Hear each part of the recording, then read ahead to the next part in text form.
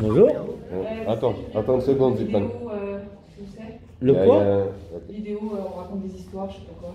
Ah bah on est là, mais là on est à la fin de... Ah non, c'est pas vous. Si, c'est là, mais on parle des Sur la maison du peuple ou sur autre chose? Si, je suis venue avec Mélina. Alors une spécialité bretonne, c'est d'arriver de tout casser. C'est au gymnase en fait. C'est une spécialité Le bretonne. gymnase, en bas. Le gymnase, j'adore très simplement ici. Tout le monde se coupe la parole, En tout le monde face. casse Ouais. les réunions, tout le monde casse tout. Et on va finir... Et on fait un Ouais.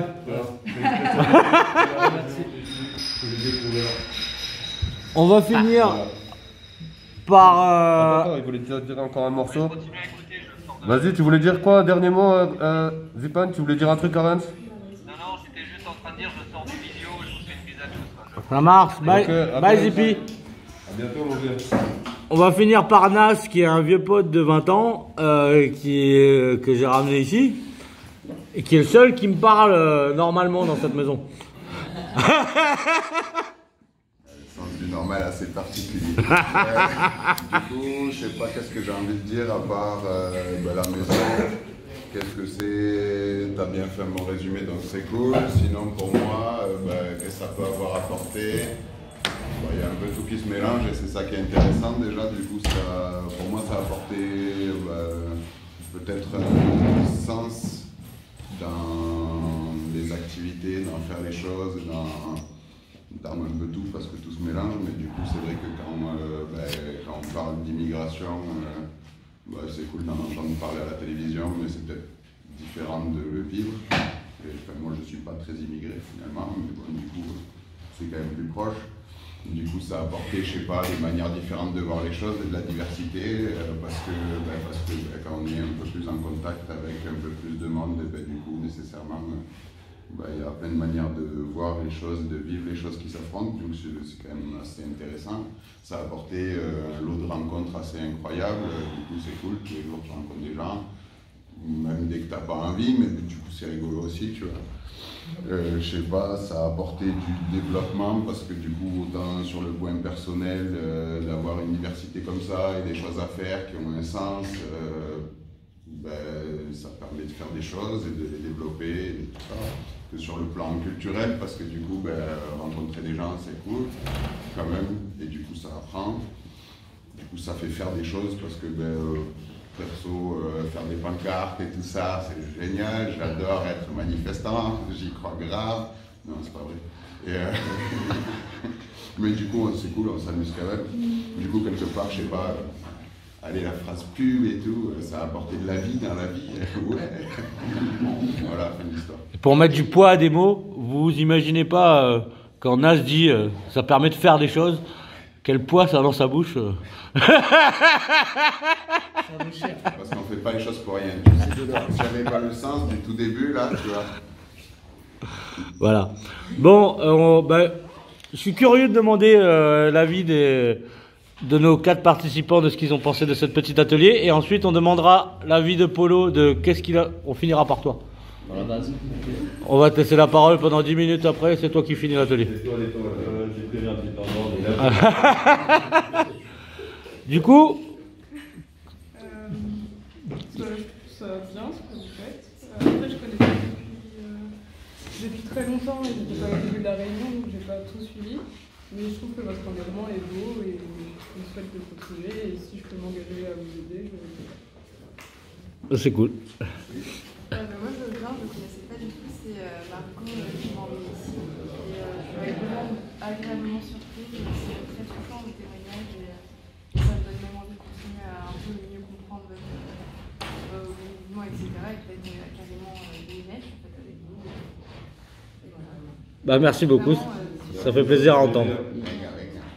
Merci. Vous avez vu, vous n'avez pas brûlé. C'est cool. On n'a pas quoi? Vous n'avez pas brûlé, non, parce qu'on l'attend. Donc moi c'est Margot, je viens d'arriver à Nantes, je fais un stage au groupe artistique Alice, qui est situé à Pollen si vous connaissez. Et en fait c'est ma directrice de stage qui m'a parlé de vous parce que elle s'implique pas mal dans la question de l'exil, elle a fait des résidences longues avec des personnes en exil, des habitants, des militants, dans la volonté justement de construire ensemble et d'essayer de se comprendre en fait. Et du coup, c'est cool de voir que vous êtes dans la même démarche en fait, déjà que vous aidez des gens un peu, je veux dire, un peu, je sais pas comment dire ça, je veux pas Avec une dire. tranche à clou, ouais. On va dire un peu perdu, comme ça arrive à tout le monde en fait, vous recueillez des gens qui, je suppose, sont dans des phases de leur vie où ils se posent des questions et c'est hyper cool de se dire qu'il y a des lieux comme ça pour apporter des réponses et pour faire autre chose que les marginaliser. Donc non, ça fait vachement bien et puis j'espère que du coup on aura l'occasion de travailler un peu ensemble, notamment sur les activités culturelles. Je pense qu'il y a moyen de faire des belles choses. Donc on verra, mais je suis contente. C'est cool. Merci. Ça va. Allez, Alex. Bonjour, je m'appelle Alex. Je suis en stage, découverte avec les artistes Alix, avec Margot. Je connais notre groupe depuis, je crois, 1, 2, 3, 4 ans, mais je ne m'étais jamais investi à faire des démarches, des recherches pour voir comment ça se passe, parce que moi, ayant vécu pas mal de difficultés en France, en particulier en Nantes, donc ça n'a pas été facile pour moi de m'intéresser vraiment. Il fallait que je me batte pour moi déjà, mais quand je vois ce que vous faites, comment vous accueillez les gens, ça me touche parce que je suis passé par cette situation et je connais ce que c'est. Et c'est une très belle chose, la façon dont vous êtes solidés entre vous, ça me fait vraiment plaisir. Et si vous pouvez continuer à garder cette atmosphère, cette joie de vivre et dire que vous êtes des personnes comme nous, comme eux, il n'y a pas de différence entre X ou Y. Du moment qu'on a un souffle de vie et qu'on peut partager un temps et dormir, ça va, c'est le plus important. Et comment je vais dire ça en fait, d'être vous, d'aimer qui vous êtes. Voilà.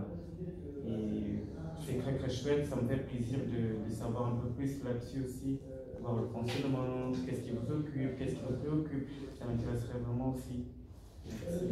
Bah, merci à vous d'être venu et pour ces témoignages, ça touche beaucoup. Ouais, grave. On va demander à notre basketteur et musicien professionnel de la base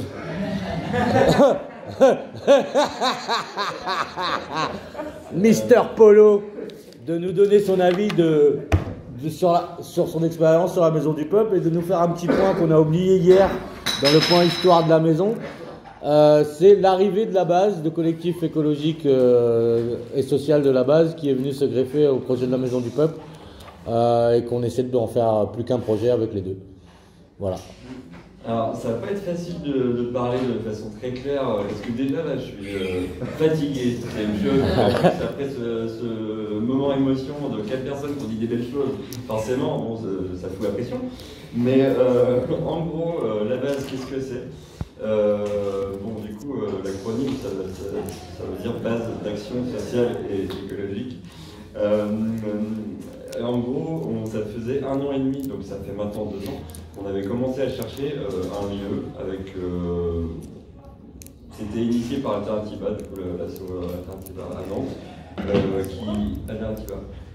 qui donc avait juste lancé l'idée de ouvrir une base qui permettrait en gros d'avoir un local pour se réunir, parce que souvent les collectifs, là je parle quand je dis les collectifs, c'est du coup tous les collectifs militants pour des causes du coup environnementales et sociales.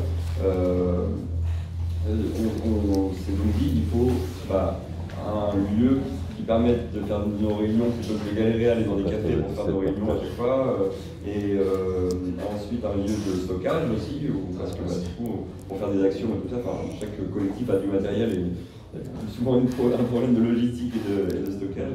Donc pareil, et puis surtout le point le plus important, c'était d'avoir un point d'ouverture sur les gens, sur le public, les gens qui ne sont pas forcément justement engagés, pas forcément militants, mais qui s'intéressent à toute notre problématique, qui voudraient avoir plus d'infos sur les associations, pourquoi pas filer un coup de main de temps en temps, pourquoi pas les rejoindre et s'engager. Et en fait, créer donc ce pont, mais dans la vie réelle, en fait, pas. Même si on dit beaucoup par les réseaux sociaux et par tout ça aujourd'hui, on avait besoin d'un lieu où on puisse se retrouver, en fait. Et se retrouver aussi de façon conviviale et spontané. Donc dans l'idéal, on se disait, on espère pouvoir avoir un lieu qui nous permette de tenir un café et que n'importe qui puisse venir donc spontanément boire un verre avec ses potes ou pas, rencontrer du monde et qu'il y ait des événements culturels par la même occasion, enfin culturels et pas que d'ailleurs, des événements qui peuvent être à portée politique. Ça, on s'en cache pas non plus, on est quand même tous plus ou moins engagés dans différentes luttes. Et donc, on essaie de porter aussi ces voix-là, quoi. En gros, que ce soit aussi un peu une caisse de résonance de toutes ces assos. Donc, actuellement, on doit être 20 collectifs à peu près dans ce collectif de collectifs, mais qui finalement est devenu un collectif à part entière, en fait, la base, parce qu'il y a maintenant une bonne partie des gens qui s'y investissent qui ne sont pas forcément présents dans les collectifs membres de la base, en fait, et qui viennent juste parce que c'est cool, le projet leur plaît, ça a envie, ils ont envie de s'y investir, et donc ça devient vraiment un collectif à part entière. Après, du coup, en termes d'organisation, on a tout mis en place. On est pas, en fait, pour du coup refaire le lien avec l'historique de comment on en est arrivé là. En fait, on avait un peu mis le projet en stand-by il y a plus d'1 an, donc en décembre 2019, ou du moins non, en début 2020, pardon, pour plusieurs raisons. Et donc là, la Maison du Peuple, avec qui on était déjà en lien, et Anto, s'il veut dire 2 mots après moi pour en témoigner davantage, déjà en lien voilà, avec la Maison du Peuple sur ce projet-là. Ce que j'ai oublié de dire aussi, c'est qu'on avait monté un dossier. On avait monté un dossier aussi en se disant, bon, l'hypothèse de faire ça dans une formule squat, on l'avait un peu écarté en se disant, bon, le nombre qu'on était à l'époque ne nous permettait pas de savoir si on serait prêt à le faire, mais en tout cas, nous, on n'était pas prêts. On se disait, on n'a pas les compétences pour faire ça en squat, on ne sait pas comment faire, et on va partir sur une autre option, qui est de voir avec la municipalité s'il n'y a pas moyen de trouver un local gratuitement, en fait, ou éventuellement de payer un loyer peu cher, et voilà. Bref, on était plutôt partis sur ça, ça n'a rien donné, on a rencontré des élus et ça n'a rien abouti. Et donc, pour revenir à 2020, en juin, si je dis pas de bêtises, la Maison du Peuple, se disant que a priori il y avait de la place ici à partager et qu'il y avait tout intérêt à faire vivre les lieux, nous ont proposé une nouvelle fois de venir s'installer avec eux. Et donc, on est arrivé donc au mois de juillet 2020. Et donc, voilà, pour reprendre là où je me suis arrêté il y a 2 minutes, c'est qu'on est arrivé ici, il a quand même fallu tout faire, parce qu'on avait juste 2 pièces comme celle-ci, vides, totalement vides, et donc ça résonnait beaucoup plus que là.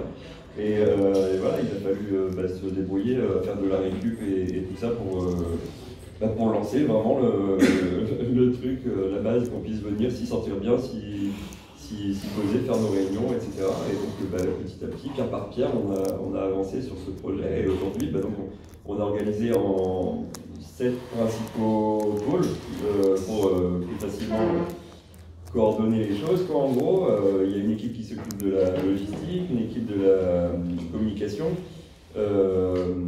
la programmation. Du coup, là, je parlais de programmation culturelle et militante, enfin, de divers événements aussi. Ce pôle-là, il s'occupe aussi de toute la gestion des réservations des salles, parce qu'en fait, les salles, on les laisse aussi à disposition des collectifs membres de la base, mais aussi d'autres collectifs qui ne seraient pas membres de la base. On a un formulaire sur Internet, un formulaire de réservation pour ça, pour que n'importe quel collectif puisse venir pareil, faire des réunions, des événements qui soient ouverts au public ou non, ici.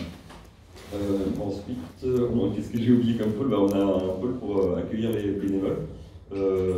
Toute personne, en fait, même la Maison du Peuple maintenant nous envoie un peu plus facilement aussi des personnes qui veulent juste s'investir, mais ne sachant pas trop comment, de quelle manière. En fait, nous, on a essayé de s'organiser vachement sur ça, sur l'accueil et tout, donc finalement, voilà, très naturellement, ça se fait que la Maison du Peuple nous renvoie des nouvelles personnes aussi qui ont envie de s'investir.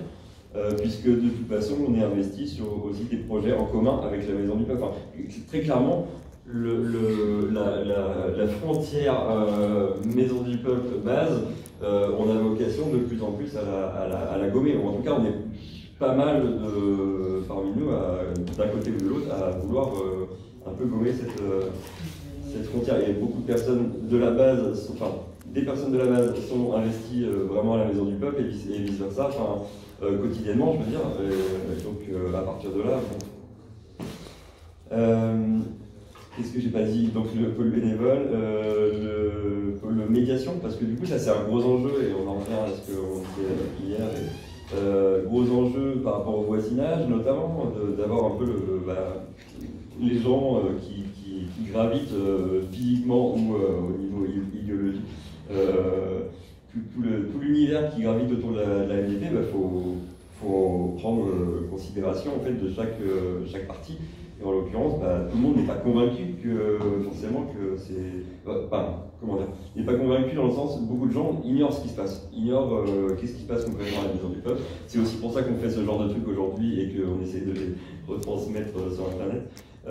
Mais du coup, là l'idée c'était, il y a une équipe qui allait voir le voisinage, frapper aux portes et voir les gens pour essayer de discuter, faire parler de la pétition, faire parler de ce qui s'y organise à la maison du peuple et à la base. Et, voilà, pour inclure le voisinage le plus possible aussi, parce que c'est le but de faire du lien, créer du lien, comme tu le disais encore tout à l'heure.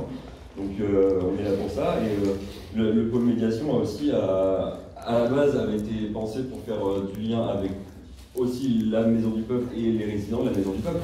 Mais finalement, ça se fait avec ou sans pôle médiation, ça se fait naturellement de par les gens qui viennent là, et qui des fois, au début, viennent juste pour une réunion, les gens ne disent pas forcément bonjour à tout le monde parce qu'on ne se connaît pas, parce qu'il y en a un, et puis au fur et à mesure du temps, voilà, ça se mélange et puis on arrive à gommer, comme je disais, donc c'est cette frontière un peu. Qu'est-ce que j'ai oublié en dernier pour les pôles? J'ai déjà oublié un. Mais bon. Ah oui, le café solidaire, du coup, le dernier que j'ai oublié. Café solidaire, puisque du coup tous les dimanches la base organise des événements ouverts au public. En tout cas de façon encadrée quand même. Et donc c'était la partie dont je parlais tout à l'heure dans le projet d'origine, c'était d'avoir un café, un truc pour recevoir du public. Donc tous les dimanches de 14h à 18h, on a ces événements-là qui sont variés. En fait, la programmation n'est jamais de dimanche la même chose, quoi. Donc il y a un peu de tout, il y a du culturel, il y a des conférences, des projections, des petits concerts. Vraiment, et en fait, on ne se fixe pas de frontières, de barrières, non, ça on l'organise pas, ça c'est chaud, machin. Enfin, globalement, on se revendique un peu le laboratoire d'expérimentation, et c'est vraiment ça, on a d'expérimentation en tout genre, en fait, et sociale au sens large. Et du coup, tout ce qu'on peut organiser et qui fait kiffer les gens qui ont envie de faire des choses, ouais, allons-y, quoi. Je pense qu'en ce moment, on en a tous besoin. Donc, on essaie de ne pas trop se brider, quoi, sur ces choses-là. Et sur un dernier lien avec, ce sera tout pour moi après, avec ce que tu dis, le tour de table qui a été fait sur qu'est-ce que nous a apporté la maison du peuple, etc. Je vais faire le lien qui est un peu personnel et un peu collectif, mais je ne peux pas parler au nom de la base, je vais surtout le dire à mon nom. Pour moi, la maison du peuple a sublimé le projet de la base, dans le sens où, en fait, ça dépasse complètement ce qu'on attendait. Je dis, on avait commencé à se dire, bon, le squat, on ne fera pas parce qu'on ne sait pas faire. Finalement, on se retrouve de fait dans un squat, et ça remplit toutes les conditions qu'on voulait, et même plus, ça nous a apporté des choses qu'on n'avait même pas imaginées. Et entre autres, le fait que dans nos collectifs, qui sont déjà très variés, il y a des gens de tous les âges, de tous les milieux sociaux et tout, mais non, justement, pas forcément de tous les milieux sociaux. Souvent, on est tous blancs, d'un certain niveau d'éducation et de revenus. Je généralise un peu, hein, voilà, mais globalement, c'est ça. Et moi, je trouve que c'est chouette que là, on se retrouve il y a plein de gens qui se retrouvent à côtoyer, quotidiennement ou pas, des gens qui n'ont pas l'habitude de côtoyer, en fait. On élargit notre temps de vision, en fait, et c'est ça que je trouve vraiment enrichissant aussi pour tout le monde ici, que ce soit pour les résidents, je l'espère en tout cas, que pour les gens qui viennent ponctuellement ici, qui ne s'attendaient pas forcément à trouver ça. c'est assez génial ce gros brassage de population, cette mixité, cette envie de faire des choses ensemble. Ouais, on ne demande que ça. Donc voilà. C'est pourquoi la MDP, la base. Tu vois ce que je veux dire? Tu viens de la base. On va pas rentrer dans ce débat-là maintenant. Attends. Hein? T'as un mot à dire pour finir?